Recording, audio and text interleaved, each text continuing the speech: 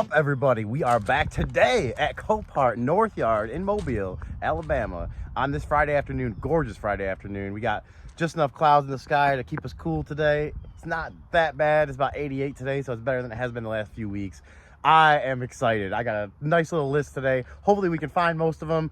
Just walking out here, I seen a couple more that I'd like to look at, so we may do 2 videos today and kind of have one video, just a freestyle one after this one, but let's go find this first one. Which is a 1985 Chevrolet Camaro. Who doesn't recognize this iconic body style? I mean, I, for one, love this body style, but this one, it needs a little bit of work. It's an insurance car, and it was listed as unknown damage, but I can already see it looks like it's a fire damage. Let's not waste any time. Let's get right in here. See what kind of smells we can get into. Oh yeah. Ooh, oh yeah, right there. I'm looking down here at the seat and what's right in front of me to make sure there's nothing about to crawl or jump on me. And someone actually kept this thing pretty decently clean. The interior is not bad. Dash is gone though, probably, I'm guessing, from an aftermarket radio. It doesn't necessarily mean it's exact. Oh, actually, I can see a burnt wire right there. Look at that. Well, that could have been from the fire itself, though, after it started. So, yeah, I'm not a fire inspection expert by any means. It's got a Raz TP steering wheel. 1985, a year before I was born. That just, it seems so long ago. But this car has stood the test of time. It's been painted, obviously. It's got an aftermarket paint job. Big metal flake, or bigger metal flake than stock, which looks good. I like that. And they did, the blue is a nice color. It's a deep blue, you know, it's just nice color.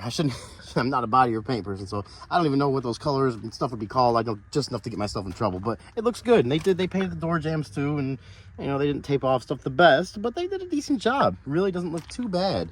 I seen on here it says the hood is jammed, and let's take a little closer look. Once I seen that the wheels are from the 22nd week of 2013, and it looks like, yeah, matching. Oh no, they're not matching. I got stingers in the front and super sport Futuras in the back. Let's see what these stingers have for a date code. 36th week of 2010, so even older. 10, almost 15-year-old tires on the front. Oh yeah, this one is gonna need some work. It's definitely not your get in and drive it kind of car, which I thought it might have been. I must have looked over the pictures pretty quick, because I did not see that in the pictures or any of this stuff here. And look at it, got so hot it actually cracked the windshield there. Wow, yeah, you can imagine how hot that thing was inside. But it says jam, but it looks like the hood is open. I'm gonna see. Give me a second here, and I'm gonna see if I can pop this thing open. Maybe it's listed as a no start. Maybe we can get it started. Give me 1 second here. I'm gonna see if I can get this thing open. Well, guys, unfortunately, they got it right. I can see it's hung up, but I just can't get the latch far enough forward to release it from where it latches down there. So, unfortunately, that's gonna be as far as we're gonna get with this one. I kind of lost my head of steam on this one once I seen that fire damage anyways, but we'll get one last look at it here before we move on to the next one. To me, this is more of a parts car. That kind of damage. And look, someone had some aftermarket speakers in there too. Yeah. This looks like they have the speakers custom into the side there, which looks like they actually did a pretty decent job installing everything, but somewhere along the way, you start doing aftermarket wire and stuff like that, you could just run into issues like this. And that's exactly what happened to this one. Z28. I just checked, it has a 5-liter in it. It's the 5-liter. I guess the Z28 had the 5-liter in it. I thought it might have had the 5.7, but apparently that's what it has in it. And it was a good looking car for a while in its day. Let's see here. Oh yeah, they tried to not paint over the stickers. Yeah, that's unfortunately going to be the end of the Camaro for today, and so we are going to be on to the next one.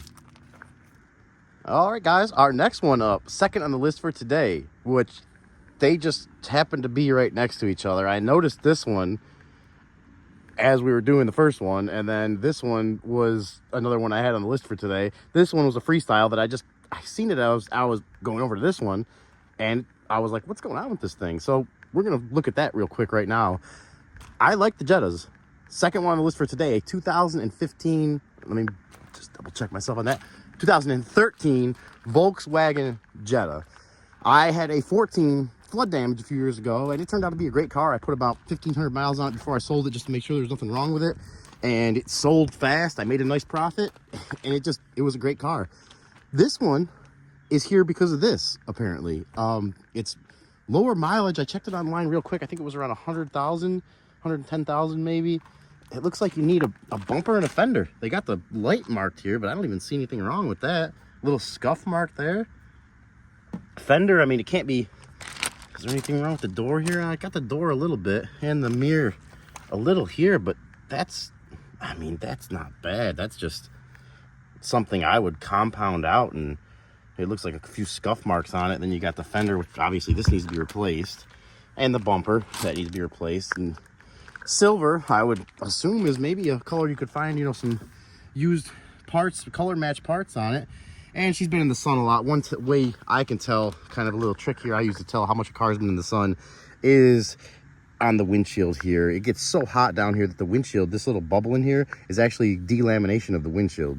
So it's like, I guess, two pieces, you know, kind of put together. And something like this, I shouldn't even be talking that much because I don't know 100% how it's made, but I do know that that's delamination from heat on the windshield. And you're talking about a car that's, you know, 9 years old, so not too old.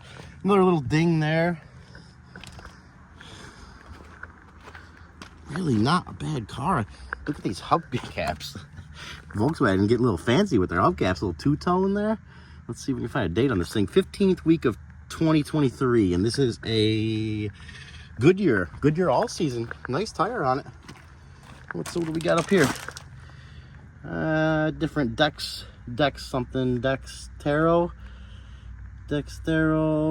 What is the date code on this thing? 48th week of 2022. So, got some tires on it that aren't too bad. You know, relatively newer tires. Only a couple years old.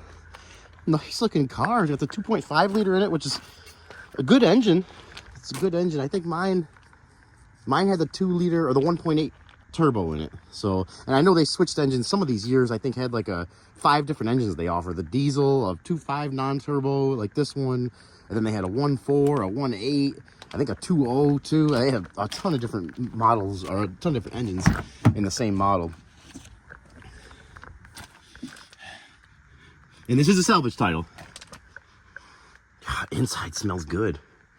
Smells really good, and it's pretty clean.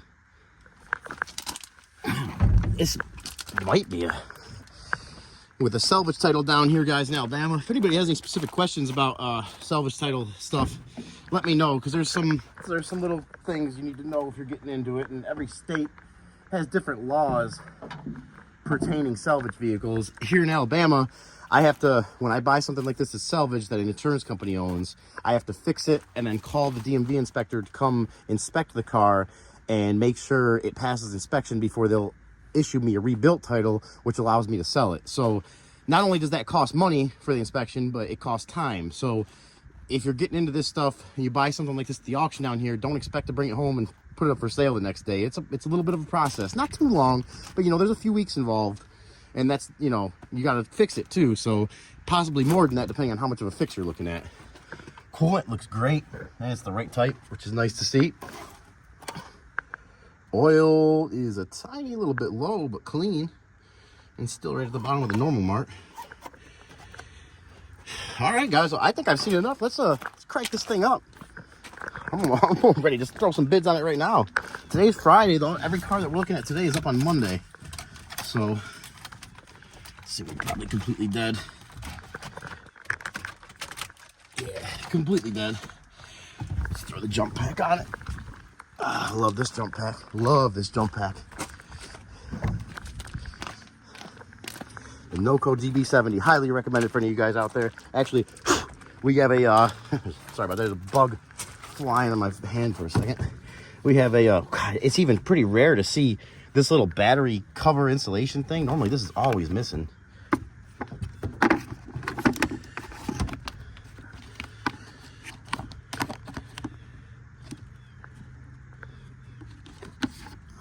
Looks like that's the negative.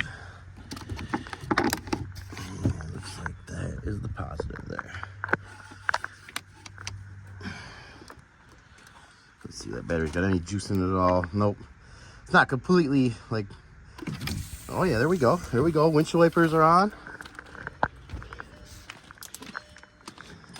I'm liking this one. Hopefully it has some good AC. It's getting, I know, I was just saying how it felt better today and it wasn't as hot and we had some clouds, but we're underneath the sun right now. All right, let's get that turned off. How many? All right, yeah, we got to get all this turned off here. Off, all right. Turn this off for now. All right, guys, let's see what she does. I took a couple, maybe a little bit longer than I'd like to hear it start up. And we have an immediate check engine light on. Completely dead, so there's a hard code. We also have airbag light on, ABS, traction control, tire pressure, door open, seat belt, and brake light. Some of those are normal, like that brake light goes off when I press the brake. The ABS and traction control, like a lot of cars out here at the auctions, when they get dropped down on the forklifts, they will tend to roll the wheels a little bit with the car off, and that'll be just enough when you turn it on to throw that code, and it usually goes off 90% of the time. Just drive the car, or the car gets a chance to realize that nothing's broke. It senses, you know, I don't know what exactly it senses, but when the tires roll with the car off, a lot of times when you turn it back on, it will have an ABS code, which will go off once you drive it and the car kind of relearns itself. So, okay, we got a little bit of skip there in the beginning, which just seemed to go away. Let's see if this AC works.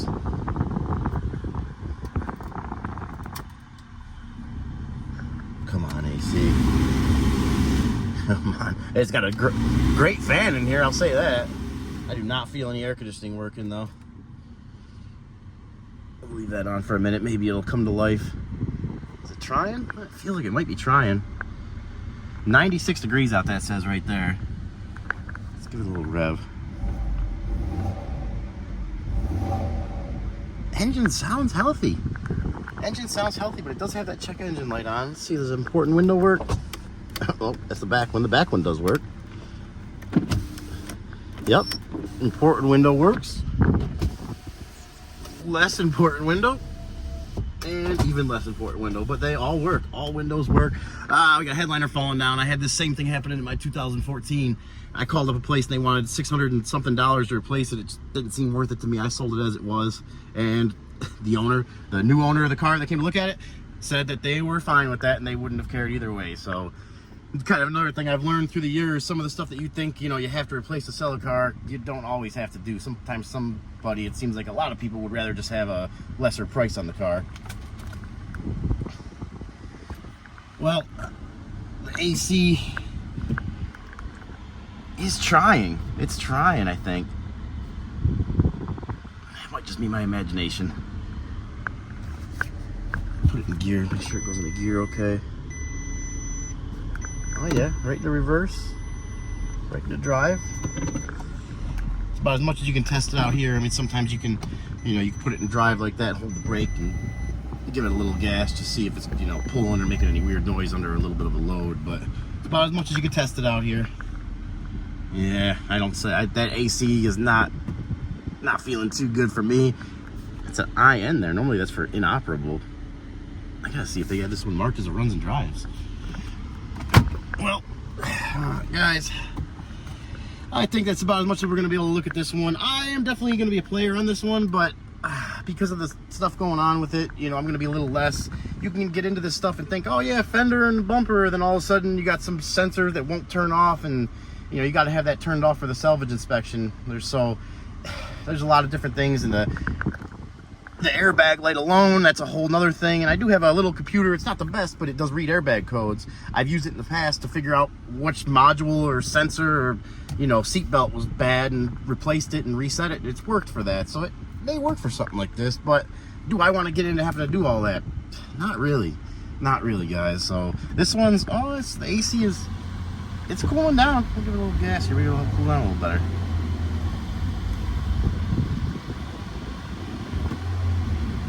Okay, I think it's just my imagination. We're gonna go ahead and shut this one down, guys. I am definitely interested in this, but it would have to be a very, very tempting price. You guys let me know what you think it'd be worth. We're gonna unhook this jump pack, get it shut down, and be on to the next one, which is right behind me. One last thing I forgot to mention. 91,000 miles. 91,000 miles on this Jetta. Now we're going to be on the next one. And our next one, third one up for today, a 1999 Honda Civic. I had so many friends with these in high school. I graduated high school in 05, should have been 04, but that gives you an idea of time frame. Just so many, I don't know why. Maybe it was just actually I kind of do know why. I mean, they're good cars. They're on, you could get them for relatively cheaper price, and they go for a long time, and they're pretty simple of a car. They get good gas mileage. They're reliable, and I guess this was a hot choice for a lot of kids getting their license and parents looking for cars for their first vehicle. 20th week of 2017. I'm already looking at this first tire here to see that. This one is listed as a flood damage. We got some fade on the top here. Some scratches. I mean, if you could tell, I am really after a cheap flip that I could try to get some profit coming in, because it's been nothing but really fixing problems the last few months here. So I love to get a little profit money coming in too, to kind of support everything. And this is a nice sized dent there too, and that's a little sided knot. You'd never see that in the picture. Well, chances are you wouldn't. So I always say it, guys, you're gonna hear me say it a million times, but it's trying to protect you guys from stuff that I've been through. You got to come out here and look at this stuff. If you're gonna bid on something, you have any intention of seriously throwing some bids at something, they give you the opportunity to come out here, take that opportunity, go out here, do your homework, look at this thing with your own eyes, bring someone that knows more than you if you can. And that way, at least from what you can see, you get the best idea of what you're bidding on before you just throw money at it and end up with something that potentially has way more problems than you expect, or, just gives you a lot better chance at coming out on top. We have a custom job on the window here. Looks like it's been on here. Oh, yeah, it's been on there for a while. That has been on there for a while. So, window regulator is going to be something on the list of things. Possible motor. How's it? Okay, it's got a little bit of a weird smell there. We got some tape on the steering wheel too. Yeah, I don't like where this one's going. Do not like where this one's going. We will start it up quick and take a look at it. But 183,672 miles. Copart didn't even bother putting a thing on the key for this one. Oh man, it's headliner's falling apart. I got some stuff in here, maybe some receipts. Just registrations, it looks like. No receipts. What's this here? Yeah, no receipts. But we're still gonna start this thing up anyways, if we can start it. Oh yeah. Another thing that's broke is the handle for the hood there.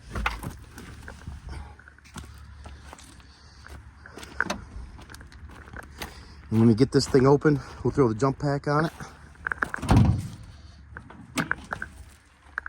Oh, someone's got, oh, okay. Oh, it's talking to me a little more now. Hold on, guys, I'll show you here in a second if I can ever find out where the hood prop is. Is it still in here? Okay, I do not see the hood prop for this thing, but I do see a Gates timing belt sticker, which I can't really read when that was done,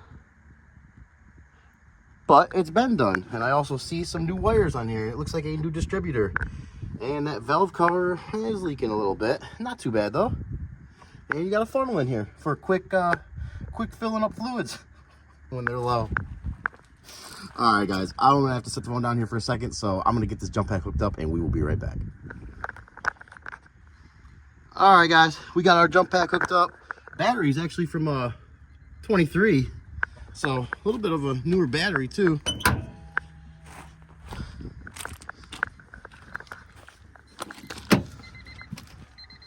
She's blinging away.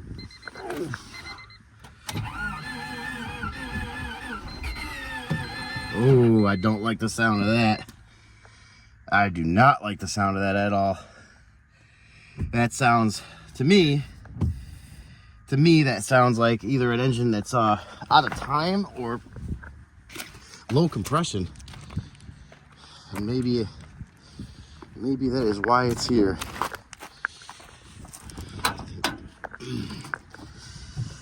Just go ahead and make sure she's got some coolant in her, which she does. There's some coolant in there. Looks relatively clean. Double check this oil here. Yeah, oil's dirty, but it's right where it should be. And our next one up on the list, one of the ones I was most excited about for today and most sad about, and I need to make sure I don't spend an hour just talking about this car because I could probably easily do that. 1992 Dodge Stealth. And they're kind of a cool car as is, but this one's got something a little bit extra special about it other than the nice paint job that it once had and the accident damage up front. It is the turbo all-wheel drive. I believe they're 5-speed. Either, I should know this, 5 or 6 speed. I believe they're 5-speed though. And that to me is just so cool. You do not see a lot of these. I also have a 1991 300ZX twin turbo, which right around the same year and in the same class. I mean, these cars competed directly against each other. There's a lot of, you know, even videos from like the, you know, Car and Driver magazines and stuff with these in them competing against each other, as well as the RX-7 and the Supra. And, you know, some of them even put the domestics against them, like the Corvette. You got a tiny little piece of tape here against that window. So normally I wouldn't pull that off, but in this case, I'm gonna go ahead and pull that off there just a little bit to see if we can get this thing open.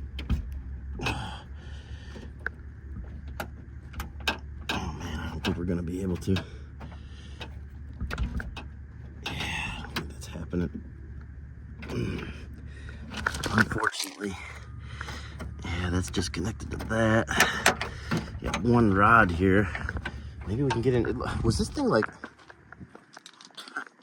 with the door handle off like that? And this one, it almost makes me think it just got painted or something. Someone, because that paint job looks really fresh and pretty decent. There's no overspray. I don't think this is the original paint. I don't think the roof came originally black like this. I could be wrong. Could be wrong. Definitely open for corrections out there. I do believe those are the stock wheels that came out, stock rims. Let's see what date code these things got on it. 10th week of 2013. So them tires been on there for a little, and you can see she got some dry rot. Oh, nice. Nice. We do got some more of this tape up here though, but like I said, I don't like pulling this stuff off here, but that little bit there, we'll just be able to put that right back on. Oh yeah. I think this one was listed as a no start.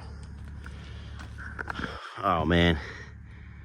This is one of those ones I just wish could talk. Who bought this thing off the original showroom floor new? And there's a little Mitsubishi symbol there. For those of you that don't know, they also had the Mitsubishi VR4, which is pretty much the same as this car. You know, just different badging. And it was stick shift, but it looks like it's missing the shifter there. Let's go ahead and sit down in here for a minute. Oh yeah. See if we can get this open this way. Oh nice. Okay. All right, so we'll go over there. 181,000 miles. That kind of seems like a lot for one of these cars. Look at the boost gauge. They put it right in the kind of like the new 350Zs have with the gauges like that. God, it almost makes me think that they kind of took the idea from them. But you got the boost gauge, oil pressure, water temperature. You got your controls there. Look at that technology here for your thermostat, for your air conditioning and heat. A lot of little stuff unplugged in here. I wonder if this thing, we gotta try to hook the jump pack up to this. Gotta at least try. And we're gonna have to do that without, well, looks like someone's already cut some of this, but I'm not, that's on there pretty good. I'm not ripping all that off. Let's see if I can, look at that electronically controlled suspension. That was a big thing in those early 90s cars. The electronic controlled suspensions. Oh yeah, we're not gonna be able to start this thing. Someone's got it really taken apart here. Look at, there's the thermostat housing there, if you guys can see that, and the rest of the engine I can see is just kind of sitting to the side, so I don't even think it's installed in some. That's unfortunately, I was really hoping to be able to try to start this one. Oh, only a little 350Z here next to us. But that is going to be it for the Dodge Stealth. Such a cool car, guys. Such a cool car. Someone did a little color match on the headlight covers, black with the black roof there, I think. I don't think it came stock like that. You got the vents in the side here. Are these functional vents? No, just cosmetic vents there, but I do like the color. I wish this thing was had the ability to start. Let's see if we can look underneath here at all. You guys tell me what you see. I can't even get down there that low. But like I said, that's gonna be it for the Dodge Stealth. Even if it was, you know, you could see there the whole front end is pushed this way, so that's not going to work for me. This thing needs a lot of work. So we're going to go ahead, shut her down, taper back up on both sides, and we are going to be on to the next one.